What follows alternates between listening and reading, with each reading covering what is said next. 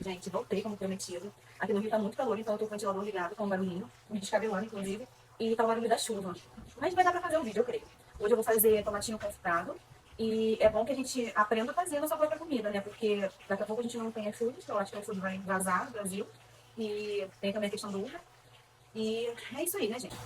E aí eu vou aproveitar, né? Como eu falei que eu iria cozinhar e falar de política também com vocês, eu vou contar uma história de um menino venezuelano que meu marido e eu conhecemos, deve ter uns 2 meses no máximo aqui do Rio. Não vou falar o nome dele, até porque eu também não me lembro. Mas eu lembro algumas características que ele me falou da família dele e tal. E eu não vou falar porque é capaz desse menino ser extraditado e nunca mais conseguir voltar pro Brasil, porque a gente tá numa democracia pujante, né? Então, sim, mas é verdade, tá? Eu nunca vou me prestar a vir aqui, fazer uma receita, contar uma história pra vocês que não seja verdade, né? O Olavo de Carvalho muito sabiamente já falava que moderação na defesa da verdade é serviço prestado à mentira. Então, não tem em cima do muro para tudo. E é um assunto muito sério que eu vou falar com vocês, que é uma história de um menino venezuelano que a gente conheceu no mercado aqui do Rio.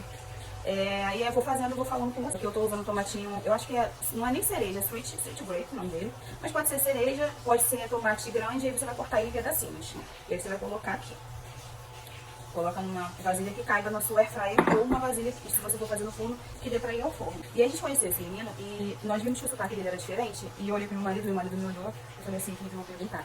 Porque a gente sempre vê no Twitter ou em alguma rede social. Só que a gente sabe que é verdade, né? Mas muita gente fala que é história, as fontes são as vozes da nossa cabeça. Só que a gente sabe que não são, né? E aí eu perguntei pra ele se ele tava gostando de ficar no Brasil. Ele falou que tava adorando, óbvio, né? Porque o Brasil pra ele é um paraíso. E eu perguntei pra ele como que era lá. A situação em si, ele falou que era uma situação totalmente insustentável. E eu falei assim, mas ele falou que atualmente ele disse há uns meses atrás, não deve ter um ano, ele falou que não tinha um ano, o salário mínimo lá estava $5. Amiguinho do painho, gente. Amiguinho do painho, vai vendo. Bato no alho assim pra poder soltar melhor a casca. E ele falou que ele veio pra cá, eu não perguntei pra ele as condições que ele veio pra cá, mas ele conseguiu vir e conseguiu esse emprego aqui no supermercado no Rio. Eu vou cortar o alho em lâmina pra colocar aqui. Aqui no tomate eu vou colocar alho em lâmina. E aí você vai colocar as ervas que você preferir. Eu vou colocar alecrim comigo, que é o que eu tenho aqui, mas quando eu tenho alecrim eu também gosto de colocar. Eu vou colocar isopo. Isso aqui é uma erva, que aí já é uma coisa mais medicinal, que eu aprendi estudando a Santa Ildegarda, e ela falava muito sobre alimentação como cura, né? E como prevenção de doenças também. E o isopo é muito bom para a saúde. Depois eu posso fazer um post para falar só sobre isso, porque senão eu vou fugir muito do tema. E aí eu vou colocar também esse sal aqui. Ele é grosso, então tem que colocar menos, cuidado pra não salgar, mas eu gosto dele porque ele também tem um pouquinho de alho. E o azeite, né? O azeite é indispensável. E aí esse rapaz falou com a gente que a irmã dele é médica, e eu não vou nem falar as duas especialidades dela, porque, gente, eu não quero de maneira nenhuma expor esse menino.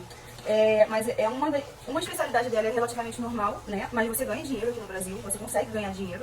E a outra especialidade é uma especialidade que quase nenhum médico faz. E que, tipo assim, é certo de um médico que tem essa especialidade aqui no Brasil, no mínimo ser rico. E ele falou uma coisa pra mim que eu fiquei assim, de cara. Mas ele falou que a irmã dele tem essas duas especializações. E ele falou que a única coisa que a irmã dele consegue fazer, ela vai no mercado, e ela consegue comprar, compras com fartura e tudo, mas ela tem dificuldade pra pagar aluguel, ela tem dificuldade pra pagar carro, ela tem dificuldade para todas as outras coisas. E aí ele fala um termo que é como se fosse esses auxílios que tem aqui no Brasil, sabe? E eu falei, caramba, cara. Ele falou que começou assim, na época ainda era melhor, e agora não adianta de porcaria nenhuma. Foi isso que ele falou pra mim. Ele falou, não dá pra sobreviver, você não tá entendendo, as pessoas passam fome, as pessoas morrem de fome, as pessoas não têm dinheiro pra cuidar da saúde, não tem nem dinheiro pra comprar comida, que dirá pra cuidar da saúde. E aí, as pessoas, né, a esquerda continua falando que isso são vozes da nossa cabeça, né? E aí, desde 2018 que eu falo na internet sobre essa questão da possibilidade da gente se tornar uma Venezuela, e as pessoas falam que a gente não tem embasamento pra falar isso, as pessoas falam que a gente tá tirando isso das vozes da nossa cabeça, e eu fico assim, gente, como assim? Sabe? Aí aqui, gente, eu coloquei o alho nome, né, o tomilho, o alecrim, e eu vou colocar o azeite, mas eu vou colocando e falando com vocês. E ele falou, o rapaz, que... Vou colocar o estopo aqui agora. Ele falou que a população era muito subserviente. Ele não falou com essas palavras, mas é claro que ele estava falando sobre isso. E uma das coisas que ele falou, perdeu o timing, né?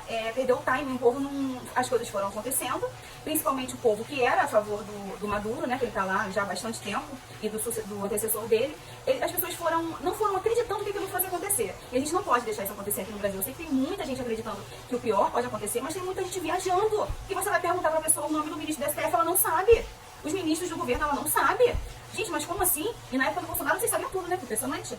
Só pra criticar, né? Gente, como isso não pode ser suficiente. Em 18, quando eu falava do Foro de São Paulo, as pessoas me chamavam de louca. Hoje em dia, eles já falam do Foro de São Paulo descaradamente. Gente, o Foro de São Paulo existe desde a década de 90. Temos duas coisas que nós podemos lutar. Primeiro que nós somos um país de dimensões continentais. A Venezuela, não desfazendo do país, é uma republiqueta, é um país pequeno. Nós somos um país enorme, um país grande, nós temos um país enorme, é muito mais difícil de ser tomado. E eles não vão tomar, o problema que as pessoas chamam a gente de teórico da conspiração, é que eles não vão tomar o país à força, eles aprenderam isso já, né? Que não é assim, né? O marxismo cultural está aí para isso. O país mais difícil de ser tomado ideologicamente, porque a ideologia ela é a mãe de todos os pecados políticos, podem ter certeza disso, a ideologia é a mãe, inclusive da corrupção, porque o Bolsonaro, há muitos anos, eu acompanho o Bolsonaro há 11 anos, ele sempre falava que a ideologia ela é pior do que a corrupção, porque quando coloca uma ideologia na sua cabeça, bonitinho, você vota até no capeta. Então, tempo um pouquinho ao nosso favor, nós temos um povo nós somos um povo mais aguerrido, um povo mais lutador, nós somos um povo que não desiste. Então, eu acho que a gente tem que aprender com os nossos erros, nós temos que aprender com os nossos vizinhos, né, gente? Eu acho que não precisa você passar por uma situação para aprender com ela, né? Tem uma passagem de Oséias que fala que o povo perece ou pereceu, depende da tradução, por falta de conhecimento. E é isso, gente. A falta de conhecimento faz um povo afundar. Edmund Burke, se eu não me engano, ele falava que um povo que não conhece sua história está fadado a repeti-la. E assim, vocês querem prova mais cabal do que isso? O Renato Russo escreveu Que País é Esse? 91. E ele falava, nas favelas, no Senado, sujeira para todo lado, ninguém respeita a Constituição, mas todos acreditam no futuro da nação. O Renato Russo não era nenhum profeta, apesar de que eu acho que ele era muito inteligente. Ele cantava isso porque isso já acontecia há 30 anos atrás, né? O Enéas já falava isso há 30 anos atrás. O povo que não conhece a sua história está fadada a repeti-la. Eu não quero repetir a história, gente, eu não quero mesmo. E eu acho que a gente tem que acordar e principalmente perder o medo. Gente, falar não é pecado, falar não é crime.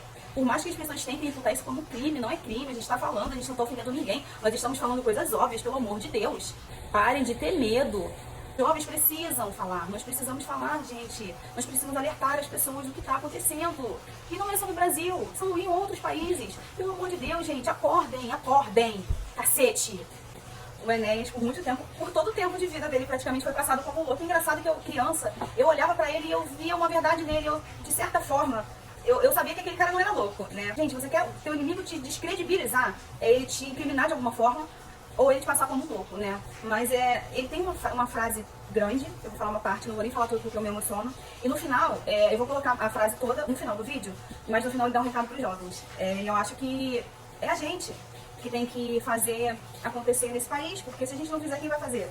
Se a gente não fizer, nós realmente teremos um futuro terrível. Eu gravando aqui acabou a luz.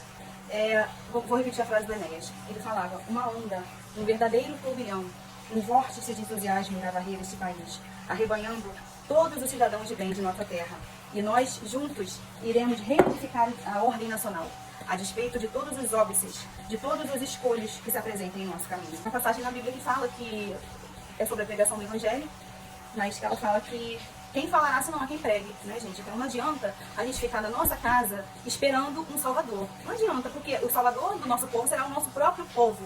Nós queremos reedificar a ordem nacional. A de tomate, eu coloquei o alho, coloquei o aipim, coloquei o tominho, o sal, o azeite. E agora você vai colocar na airfryer de 10 em 10 minutos pra ver como é que tá. E aí eu vou pausar um pouquinho aqui, daqui a pouco eu volto. E aí você vai colocar 180 graus, de 10 em 10 minutos, você vai olhando e mexendo. Ele fica bem desidratadinho mesmo. Gente, é uma delícia. Dá pra colocar em sanduíche, em pão. Eu amo pra usar em salada, pra colocar em antepasto também de alguma coisa. O azeite que sobra, que usa bastante, mas também não tem problema, porque o azeite tá super barato, né, gente? Você pode usar depois pra poder dar um saborzinho diferente na comida, que ele fica bem, bem gostoso. Aí você vai colocar aqui e vai olhar de 10 em 10 minutos e daqui a pouquinho eu volto. Gente, cuidado quando vocês forem abrir a airfryer. Abre devagar, porque o tomate às vezes dá uma explodida, tá? E a gente não tem nenhum acidente. Gente, é isso. Tá pronto o nosso tomatinho cortado. Eu espero que tenha conseguido passar uma mensagem para vocês de reflexão, de conscientização. E que nós não precisemos, mais uma vez, aprender com os nossos próprios erros. Nós, como povo, possamos nos melhorar e possamos reedificar a ordem nacional. Um beijo e até o próximo vídeo. Um verdadeiro turbilhão, um vórtice de entusiasmo irá varrer este país, arrebanhando todos os cidadãos de bem de nossa terra. E nós, todos juntos, iremos reedificar a ordem nacional, a despeito de todos os óbices, de todos os escolhos que se apresentem no nosso país. Até os meios de comunicação participarão disso. Serão ensinados às crianças os princípios de civismo e irão norteá-las em toda a sua ação futura. O respeito à vida, aos mais velhos, aos semelhantes, à autoridade constituída. O respeito à lei, à ordem, à disciplina, à língua, aos heróis da pátria, ao patrimônio público, à bandeira e ao hino nacional. Só assim, respeitando a nação, os jovens poderão amar sua pátria. E, dessa forma, de nossa terra surgirá um batalhão de jovens que, informados pela grandeza da luta pelo ideal, farão o Brasil despertar do seu berço esplêndido, emergindo do sono cataléptico em que está mergulhado, e o levarão, na aurora do terceiro milênio,